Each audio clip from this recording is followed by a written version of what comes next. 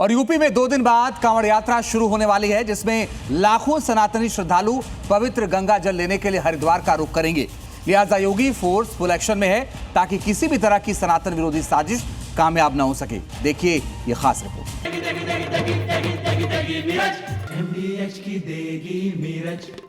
देगी मिर्च का तड़का, अंग अंग फड़का। MDH की देगी मिर्च। जल लेकर के आएगा, शिवालयों में जलाभिषेक करेगा, प्रदेश के कल्याण का कामना करेगा। धूम धड़ाके के साथ कांवड़ यात्रा निकलेगी, घबराओ मत, धूम धड़ाके से निकलेगी। तीर्थ नगरी यूपी में कांवड़ यात्रा की उल्टी गिनती शुरू हो चुकी है। मंदिर से लेकर शिवालय और गंगा घाट तक टाइट सिक्योरिटी है, क्योंकि सीएम योगी का क्लियर मैसेज है कि कांवड़ यात्रा धूमधाम नियम कानून के पालन किए जाएं। सनातनी मेले में कोई विघ्न न डाले, क्योंकि सावन में सीएम योगी के लिए कांवड़ियों की सुरक्षा और सुविधा सबसे बड़ी प्राथमिकता होगी।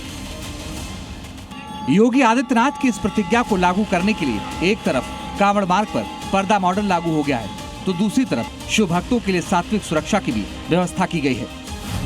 जी हां, अब तक कांवड़ मार्ग पर नॉनवेज की दुकानें बंद करने का फैसला किया गया। हर ढाबे के लिए नेम प्लेट लगाना जरूरी किया गया, लेकिन अब कांवड़ रूट पर पर्दा मॉडल लॉन्च हो गया है।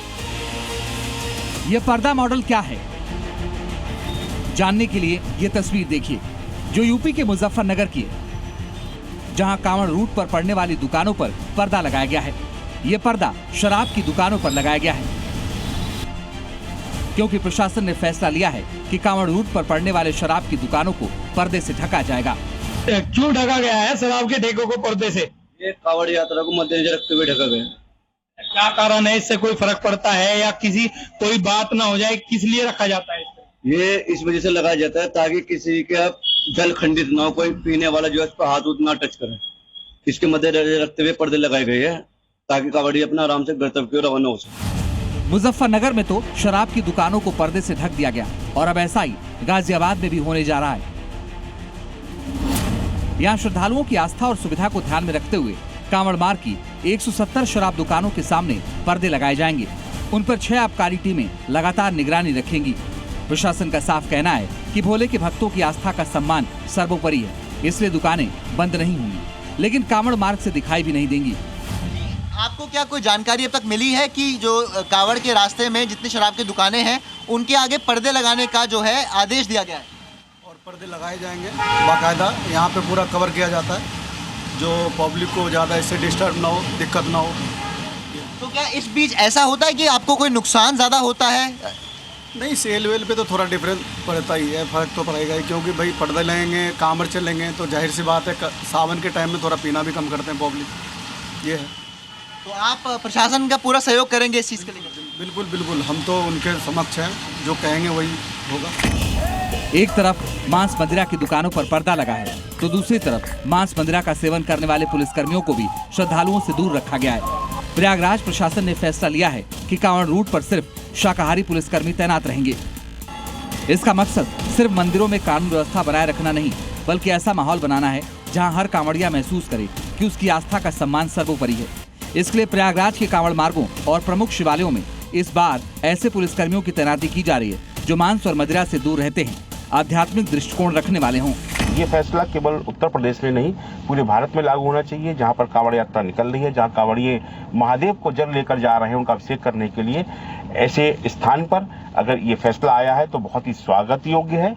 बड़ा सुंदर फैसला सरकार ने लिया है। हम चाहते हैं पूरे भारत के अंदर समस्त सरकारें ये फैसला लें। हमारे मुख्यमंत्री जानते हैं सनातनी परंपरा क्या है, किस प्रकार का माहौल होना चाहिए।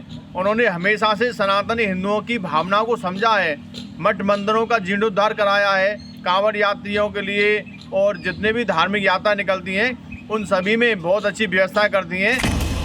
इसके लिए ड्यूटी पर तैनात पुलिसकर्मियों को खास प्रशिक्षण दिया गया है। उन्हें बताया गया कि कांवड़िए सिर्फ श्रद्धालु नहीं, बल्कि इस महापर्व का केंद्र है, इसलिए बातचीत में विनम्रता और हर कार्रवाई में संयम के साथ श्रद्धा झलकनी चाहिए। ये सभी को एक बिहेवियरल ट्रेनिंग दी गई है। हालांकि समय समय पर महाकुंभ और अन्य इवेंट में ट्रेनिंग दी जाती रही है, तो उसी के सापेक्ष में यहाँ पर जैसा कि निर्देश हुआ था मुख्यालय का, उसी के दृष्टिगत इनको सभी को जो भी डिप्लॉयड फोर्स है उनको ट्रेनिंग एक व्यवहारिक दी गई है, ताकि सभी को वो रेस्पॉन्ड कर सके क्वेरीज को, और कोई अगर कोई बात होती है तो उसको संवेदनशील तरीके से वो उसको हैंडल कर सके। इससे पहले प्रयागराज में महाकुंभ के दौरान भी ऐसी व्यवस्था देखने को मिली थी, जहां सिर्फ शाकाहारी पुलिसकर्मी ही तैनात किए गए थे, और अब सावन में भी प्रयागराज प्रशासन उसी मॉडल पर काम कर रहा है। प्रयागराज से मोहम्मद गुफरान के साथ ब्यूरो रिपोर्ट, जी मीडिया।